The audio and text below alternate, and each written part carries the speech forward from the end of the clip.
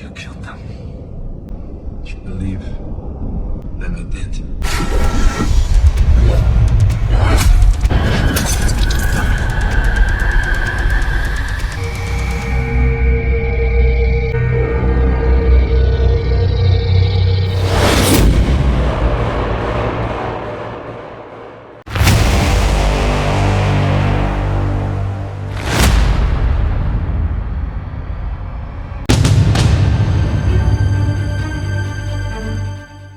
Di awal film, kita akan diperkenalkan dengan seorang mantan pasukan khusus bernama John.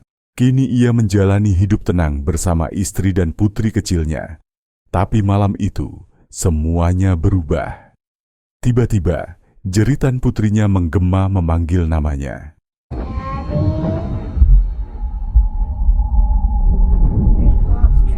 John langsung bergerak cepat, memeriksa setiap ruangan dengan waspada. Namun saat ia hendak memeriksa dapur, John dikejutkan dengan 3 sosok pria bertopeng berdiri tepat di hadapannya. Tanpa peringatan, salah satu dari mereka langsung menyerangnya.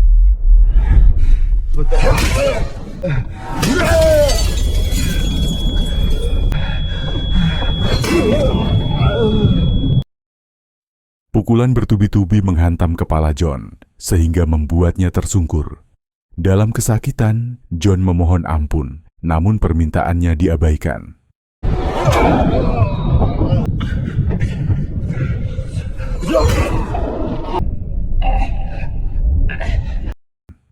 Mereka semakin membrutal. Dan yang lebih mengerikan, mereka tak hanya mengincar John, istri dan putrinya pun menjadi korban dari kebiadaban mereka.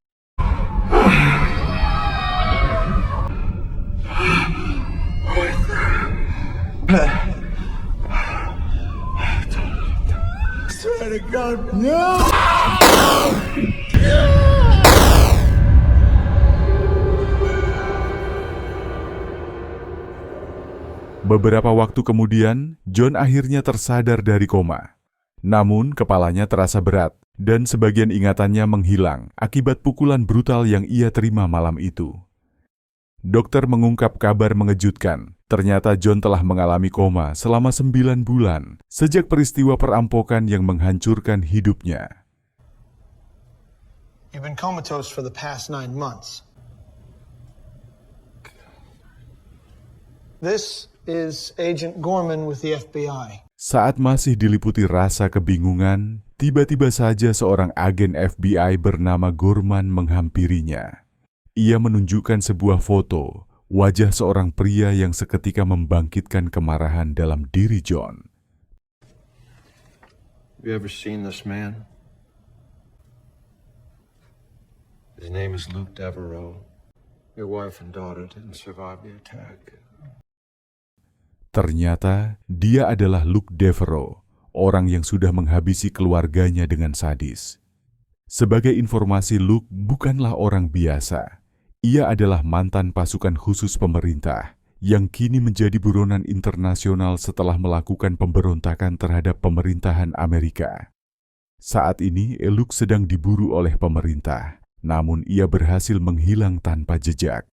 Sebelum John dapat mencerna semua informasi itu, dokter akhirnya meminta Gorman untuk menghentikan interogasi tersebut, mengingat kondisi John yang saat ini masih lemah karena baru saja sadar dari koma.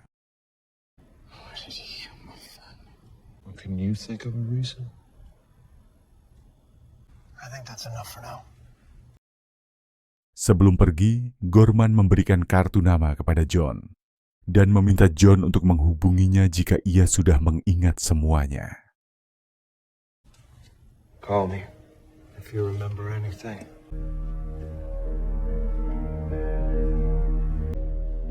Put the plumber to work.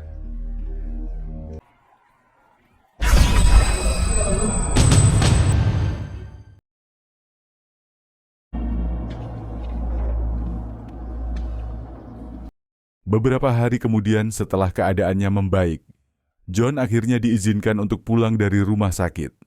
Namun sebelum ia beranjak pergi, seorang suster menyerahkan barang-barang miliknya. Tiba-tiba saja pikiran John mulai dibayangi sebuah momen penting bersama anaknya sebelum peristiwa perampokan itu terjadi.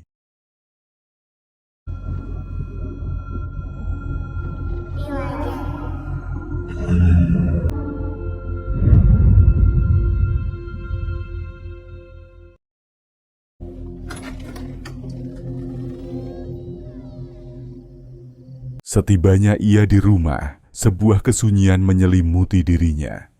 Ia mulai memaksa pikirannya untuk mengingat sesuatu yang terjadi. Perlahan, potongan-potongan kenangan mulai bermunculan, momen bahagia bersama istri dan putrinya.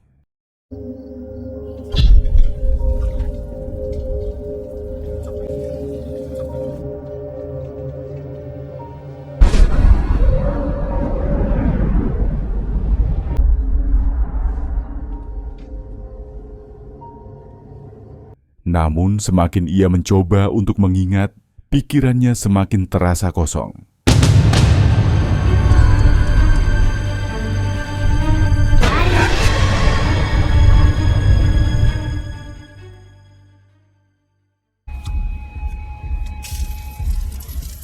Adegan kini berpindah, memperlihatkan seorang pria bernama Magnus, si tukang pipa, yang dimaksud oleh Gorman tempo hari lalu. Ia terlihat mendatangi sebuah penginapan dengan tatapan kosong. Namun saat resepsionis menyapa dirinya, tiba-tiba saja Double up special this evening.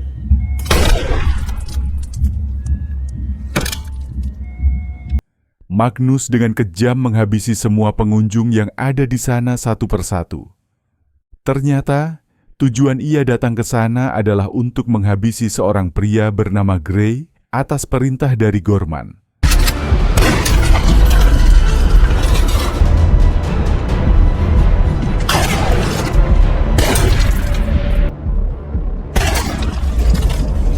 Namun Gray bukanlah orang sembarangan. Ia dengan tenang menghindari setiap serangan Magnus sebelum akhirnya menyuntikkan sesuatu ke leher Magnus.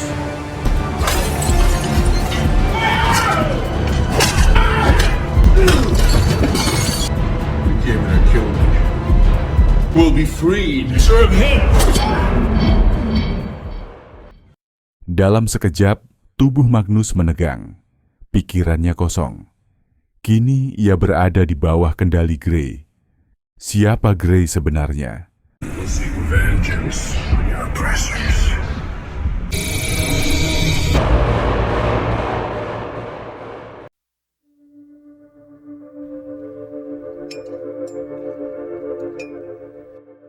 Adegan kini kembali pada John yang masih diliputi oleh rasa kebingungan. Ia bahkan tak mengingat siapa sebenarnya dirinya. Di tengah tatapan kosong, tiba-tiba ponselnya berdering. Suara di ujung telepon memperkenalkan diri sebagai Isaac, teman lamanya. Ia mengatakan bahwa dirinya saat ini dalam bahaya dan membutuhkan bantuan John. Who's this? It's Isaac, man. Is that you? What's the address? It's in my house. Tanpa berpikir panjang, John segera bergegas pergi menuju ke alamat yang telah dikirimkan. Namun sesampainya John di sana, ia dikejutkan dengan banyak darah berceceran menuju ke sebuah ruangan. Benar saja Isaac ternyata telah dihabisi beberapa menit yang lalu sebelum John sampai di sana.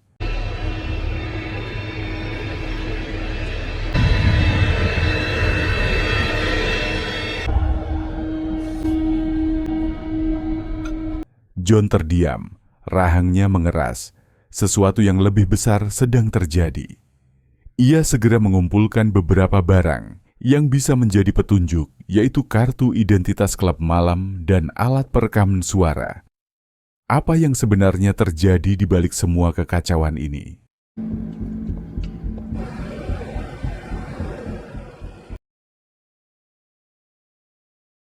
Saat ini John memutuskan pergi ke klub malam mencari sebuah informasi untuk mengungkap identitasnya. Di perjalanan, ia memutar rekaman suara yang diambil dari tempat Isaac. Suara samar terdengar, laporan rahasia tentang eksperimen manusia super yang dijadikan pasukan khusus oleh pemerintah. Isaac Yakov, 326, to of the Universal Soldier Program. Will know in a few weeks. Implants still a struggle at the moment.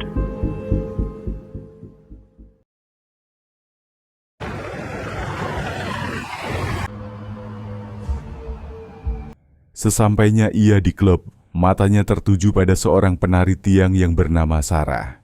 Namun, ada hal aneh dari tatapannya, seakan Sarah mengenal sosok John, terlihat juga dari sikap Sarah yang berusaha menghindarinya. Merasa Sarah tahu sesuatu, John memutuskan untuk mengikutinya sampai ke apartemennya.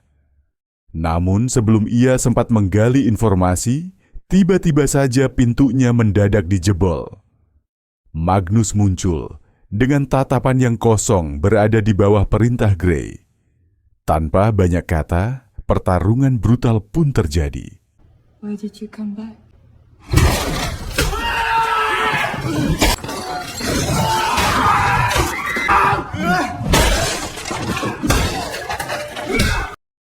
Kondisi John yang belum pulih membuatnya sangat kewalahan menghadapi serangan tanpa henti dari Magnus. Dalam pertempuran itu, John harus kehilangan 2 jari tangannya.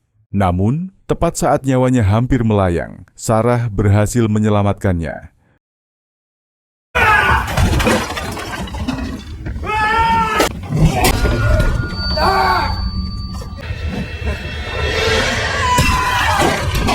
John dengan cepat melakukan serangan balik. Dengan sisa tenaganya, John berhasil melarikan diri bersama Sarah.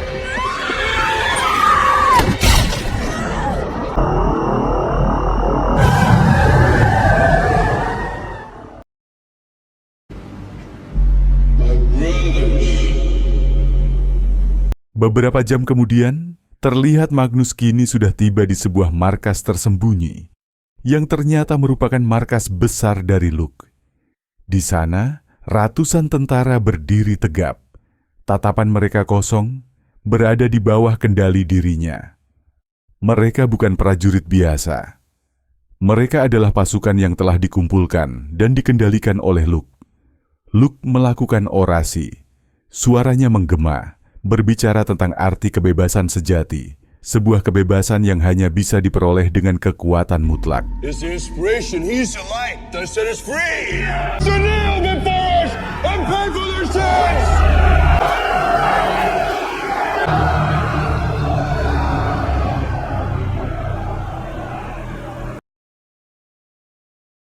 Sementara itu, di sebuah motel kecil, Sarah akhirnya membuka mulut. John menatapnya lekat-lekat, berharap menemukan jawaban tentang siapa dirinya. Sarah menceritakan tentang sosok John dulu. Ia hanya seorang supir pengangkut barang. Namun ia sering datang ke klub tempatnya bekerja. John pun terdiam. Sarah melanjutkan, mengungkapkan bahwa mereka pernah memiliki hubungan. Tapi semuanya berakhir setelah ia melihat sisi gelap John. John dulu sangat brutal. Sarah pernah melihatnya menghajar seseorang tanpa ragu. John tercengang. Semua yang dikatakan Sarah terasa asing. Ia mencoba menggali ingatannya, namun yang muncul justru bayangan-bayangan mengerikan. Trauma itu kembali menghantuinya.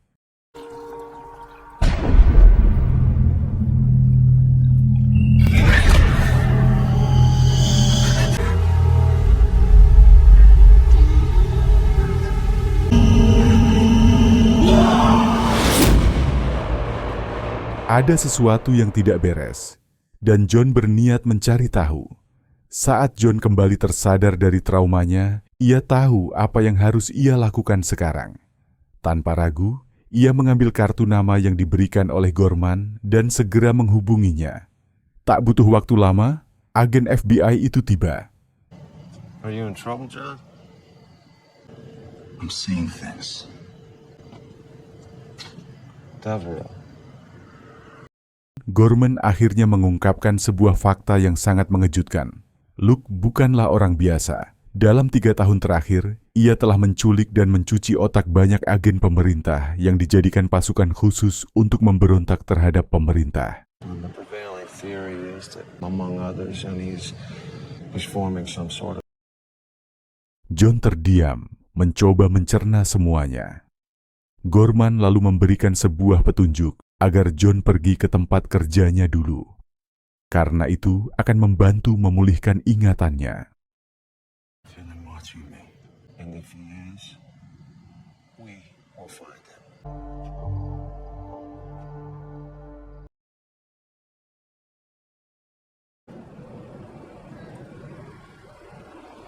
Keesokan harinya, bersama Sarah, John melangkah menuju masa lalunya. tempat di mana semuanya dimulai. Sesampainya di tempat kerjanya dulu, John disambut oleh para pekerja yang langsung menuntunnya ke bos mereka. Namun bos itu bukanlah orang sembarangan, melainkan ia adalah salah satu mafia paling berpengaruh di kota itu. Dari sinilah sebuah fakta lain terungkap. Barang yang selama ini diangkut oleh John bukanlah barang biasa. Menyadari bahwa John menderita amnesia, sang bos tersenyum samar sambil memperlihatkan sebuah rekaman CCTV. You tell me who he is. Go fuck yourself. I got all the time in the world. Di layar, terlihat kamar yang tak asing bagi John. Ternyata itu adalah kamar tempat temannya ditemukan tewas. Dan saat sosok di rekaman itu membalikkan badan ke arah kamera, wajahnya pun terlihat jelas.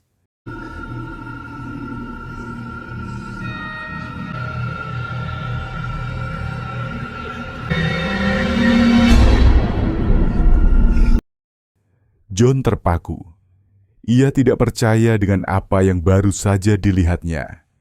Tanpa berkata apapun, John bergegas pergi, menuju ke suatu tempat yang sangat penting baginya. Namun, di tengah perjalanan, tiba-tiba saja sebuah mobil menabraknya. No, wait, is it 15 or is it... Ternyata itu adalah Magnus, sosok pria yang tempo hari ingin menghabisi dirinya. Aksi kejar-kejaran pun terjadi, menembus jalanan kota dengan kecepatan tinggi, dengan aksi yang sangat menegangkan.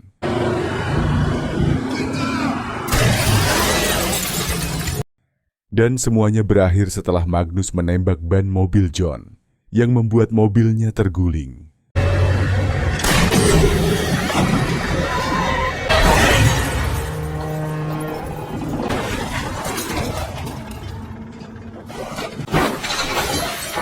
Saat ini, John dihadapkan dengan sebuah pilihan, yaitu dihabisi atau menghabisi. Pertarungan sengit pun terjadi di antara mereka.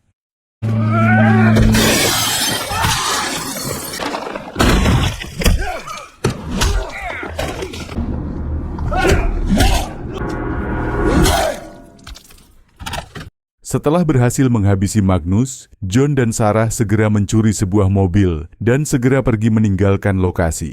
Mereka berhenti di sebuah tempat untuk membersihkan luka-lukanya.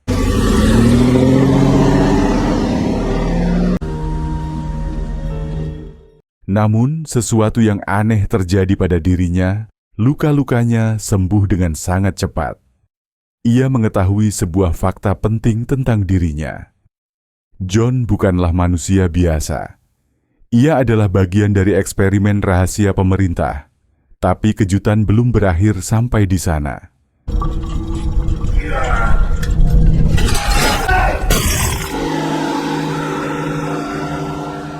Saat mereka tiba di tujuan berikutnya, mata John membelalak. Di hadapannya berdiri seseorang dengan wajah yang sama persis dengannya, kloningannya. Ternyata John bukan hanya manusia hasil eksperimen. Ia adalah salah satu dari sekian banyak salinan. Dan sekarang, ia harus mencari tahu siapa dirinya yang sebenarnya. Semuanya akhirnya mulai masuk akal bagi John dan Sarah. Orang yang selama ini dikenal Sarah bukanlah dirinya, melainkan adalah kloningannya. I was trying to remember what you looked like. I can remember now. Kloningan John mulai menjelaskan kebenaran yang selama ini tersembunyi. John bukanlah manusia biasa. Ia hanyalah boneka yang sengaja diciptakan oleh pemerintah untuk melawan pemberontakan Luke dan pasukannya. Luke bukan hanya pemberontak. Ia juga telah mencuri teknologi paling berbahaya yang pernah ada. Mesin kloning manusia berkekuatan super. Telling me that I gotta kill him and not mine. Kloningan John melanjutkan, mengungkapkan bahwa sebuah chip pelacak yang dipasang dalam tubuhnya telah dihapus oleh Luke, yang membuatnya tak lagi terdeteksi oleh pemerintah. And then he sets me free. So now I'm with him. Namun setelah berada di bawah kendali Luke, ia menyadari sesuatu. Luke tidak berbeda dari pemerintah yang ia lawan. Saat semua mulai jelas, tiba-tiba saja ekspresi kloningan John berubah. Tatapannya kosong, tubuhnya menegang, dan seketika ia menyerang Sarah dengan brutal.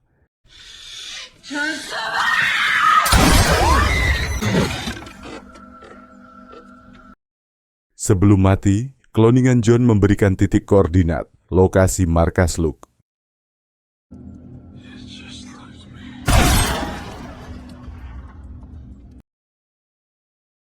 John tahu, pertempuran sesungguhnya sudah dekat. Namun sebelum itu, ada satu hal yang harus ia lakukan. Dengan napas berat ia menoleh ke Sarah dan memintanya untuk segera membuka chip yang terpasang di lehernya. Take it out. Take what out? We'll know when you find it. Tanpa ragu, Sarah mengambil pisau dan bersiap mengeluarkan chip pelacak dari leher John. John kini menatap Sarah dengan serius, meminta Sarah untuk pergi dan bersembunyi. Karena John tahu, jika Sarah tetap bersamanya, ia hanya akan menjadi sasaran berikutnya. Dengan berat hati, Sarah pun pergi meninggalkannya.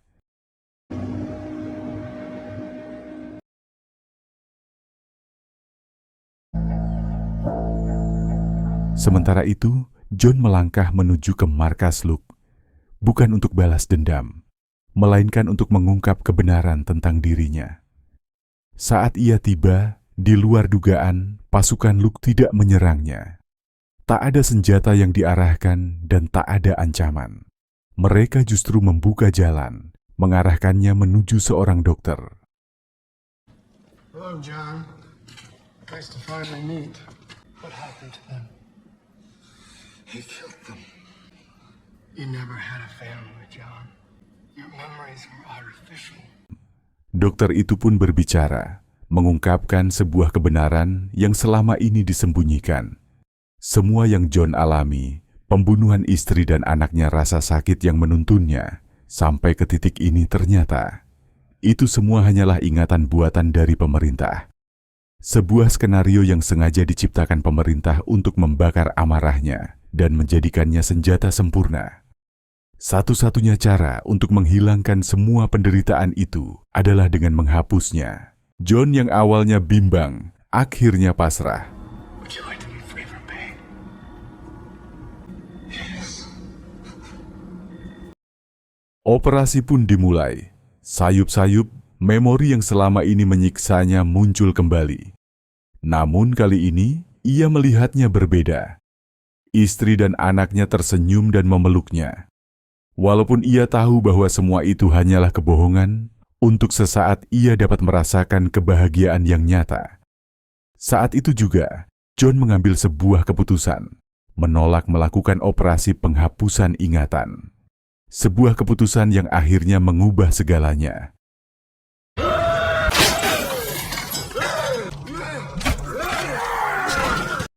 Jiwanya penuh amarah. John membrutal. Dengan tangan kosong, ia mampu membantai setiap prajurit Luke yang menghalangi jalannya. Inilah sosok John yang sebenarnya.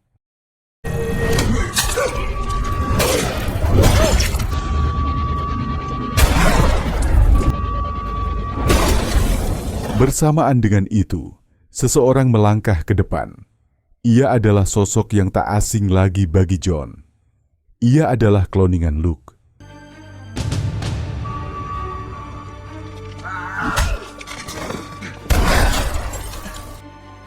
Berbeda dengan prajurit lainnya, kloningan Luke bukan lawan yang bisa diremehkan. Ia telah menjalani operasi yang sama seperti John. Tubuhnya lebih kuat, lebih cepat, dan lebih ganas dari pasukan lainnya.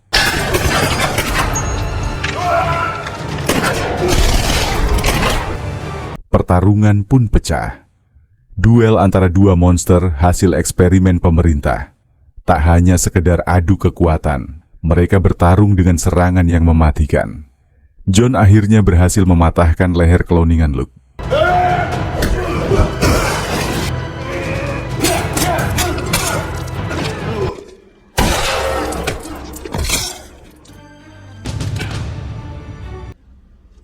Di waktu yang sama, Luke yang asli melangkah masuk. Kini, pertarungan yang kita nantikan dimulai.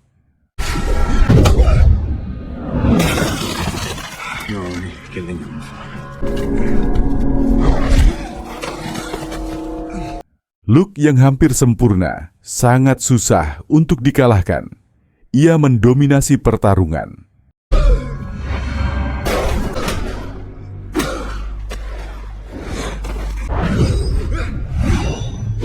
Di tengah pertarungan, John yang sudah dipastikan kalah dapat membalikkan keadaan.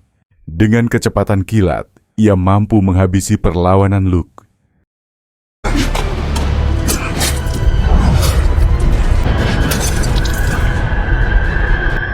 Namun sebelum ia tewas, Luke menyeringai dan berkata, "Perlawananmu sia-sia, John. Setiap hari, versi baru dirimu akan terus diproduksi oleh pemerintah."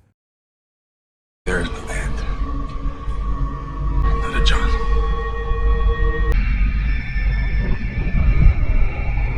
Di belakangnya, pasukan Luke yang tersisa kini berdiri dalam keheningan. Mereka tunduk, mengakui John sebagai yang terkuat. Namun, John tak tertarik menjadi pemimpin baru mereka. Adegan kini berpindah. Memperlihatkan John berdiri di sebuah persimpangan hutan. Di depannya, Agent Gorman menunggu.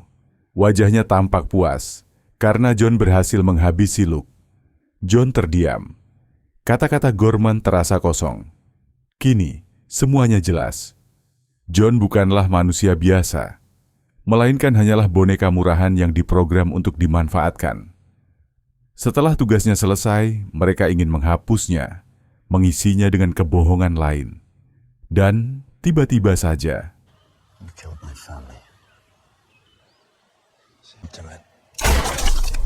film pun tamat. Ending yang sangat menegangkan.